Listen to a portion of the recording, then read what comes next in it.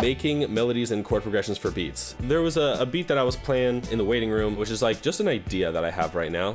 I misspelled July. Apparently this song is called Judly D. Yeah, this is about the stage that I would get to after about maybe 45 minutes to an hour of making stuff. And what's really interesting is that it's actually really only like a 4-bar loop. If you think about it, it's only like 10 seconds of music. It's like a little fingerprint of a song. I think this is the right one. Yeah, little idea.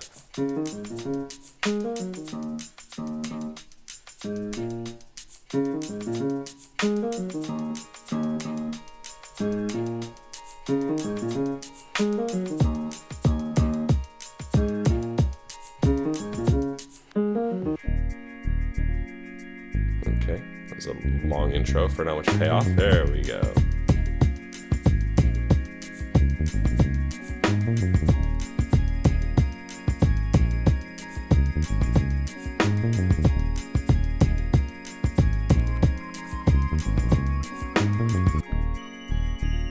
Cool. So there's something there. There's an identity, there's a character to it.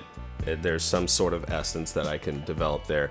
In terms of coming up with the chord changes for this one, I was working with a few constraints. I actually wrote the bass line first, which I think you could tell by listening to it. I like to describe bass lines as like, if you have a bass line that talks, you know what I mean? As like a really clear rhythmic phrase and like a nice contour, then you can have it's really easy to make a good song, I think. Like, it's a good way to start a song if you haven't done that. Like if you're always writing chords first, the key to writing good chords is not always starting with chords first, I think. Like if you start with a bass line first, that can box you into an uncomfortable corner where then you have to be creative with the chords to make it work. Now you're being creative with the chords. Yeah, people often ask like, what are you thinking about when you're writing chords? It's like, actually, I don't even think about the chords sometimes. I'll actually go somewhere else and then that'll kind of dictate where the chords have to go, which is maybe somewhere I wouldn't have gone if I had free reign to do whatever I wanted. Josh Johnson told me, yeah, creativity comes from constraints. You know, give yourself some weird challenge to get through, some weird obstacle course, you know? Anyway, so in the case of this song, this bass line is doo-ba-doo-boom, boom, boom, boom, boom, boom-ba-doo-boom, doo-ba-doo-boom, boom, boom, boom, boom, boom-ba-doo-boom, boom-ba-doo-boom, boom, boom, right?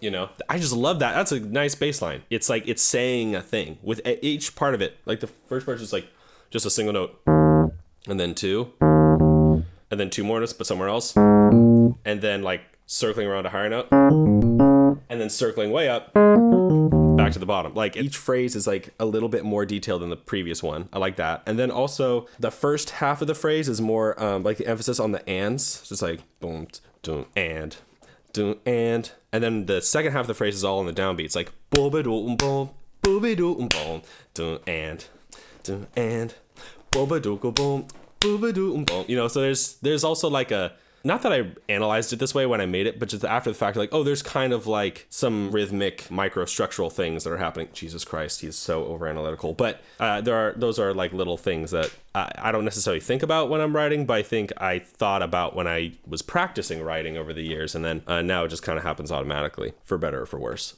Oh God. Okay, so now when I'm looking at this bass line, and I'm kind of boxing myself into a corner.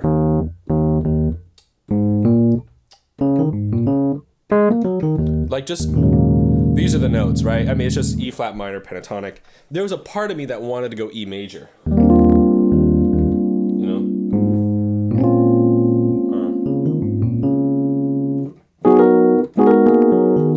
You know?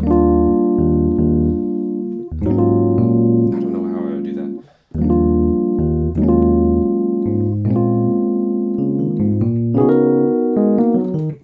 Like, I considered that. But then ultimately I was like, maybe that's a little too diagonal. I can just play E flat minor, you know, why not? I like it. It's the vibe. I kind of want this thing to have kind of that minor color anyways. So, but then it got boring really quick, because then it's like, oh, well, if you go to B flat, then I guess it'll be like B flat minor, you know, or B flat minor 9. Now we're D flat, you know. I don't know, it all seemed a little bit in the box. If I could, I always like to imply more than one key. That's just me. So what if I had some color that was like more E flat natural minor, you know? No, I don't even think this stuff. I want to make that clear. Like, I think you don't think this stuff when you're writing. I mean, you can, but I don't.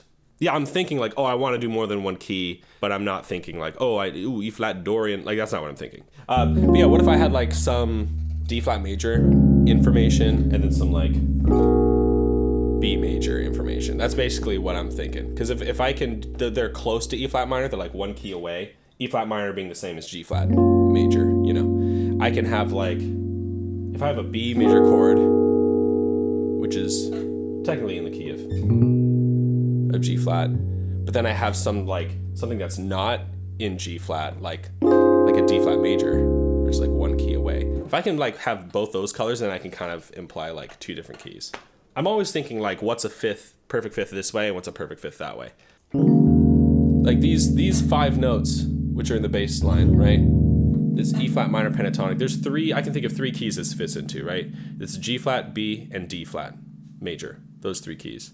If I play one chord from one key and one chord from another, that's a way that I automatically know that this bass line is probably going to fit with that information. Not in all cases, but you know, for the most part, it'll be diatonic to that. And I can imply more than one key at one time. So that's really advantageous. Like, for example, something I didn't consider, I could do like an E major chord, right? Because that's like the 4 of B major. Like these notes could work with the E major chord. I don't know where I would do it.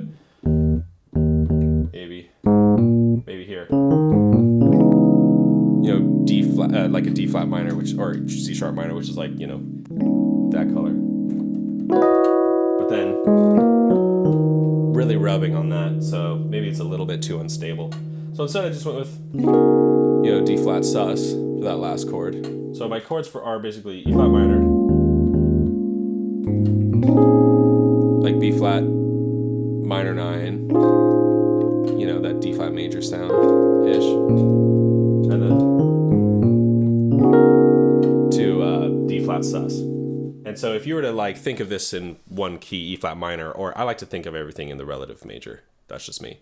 It'd be the 6, and then it would be like the 3, but with a natural minor 9, which is like technically not diatonic, and then the 5, you know?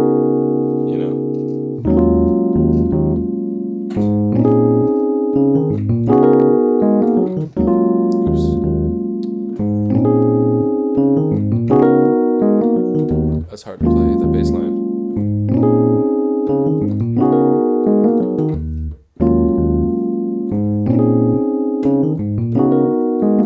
And there's like just enough like harmonic contour to where I'm interested in what's happening.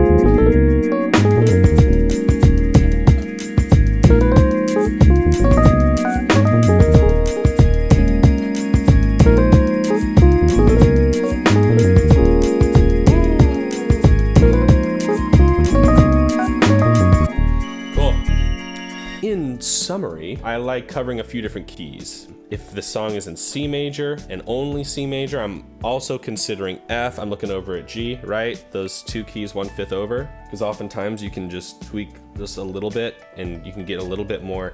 It's almost like, oh, this is a dude. Bad metaphors, bad analogies are something I specialize in. Here we go. It's like, to get a better idea of a key, sometimes it's nice to leave the key and come back, because then you get a better sense of it. It's like seeing in stereo. We have 2 eyes, because then that gives us depth perception. If you see something from one angle, it's hard to see really how far away it is, but if you have 2 angles at it. You know what I'm saying? It looks, you get more depth perception, you get more perspective. I feel like sometimes leaving a key or just going a little over and back, I don't know, it's almost like giving you multiple angles in on it and like seeing it more clearly. That's how I think about keys. You know what, dude? Why do I always sound like I'm hella like on psychedelics for this? I don't know what. Okay, anyway. Good Lord. Change the key, you know what I'm saying? Okay, let's go to the next question here.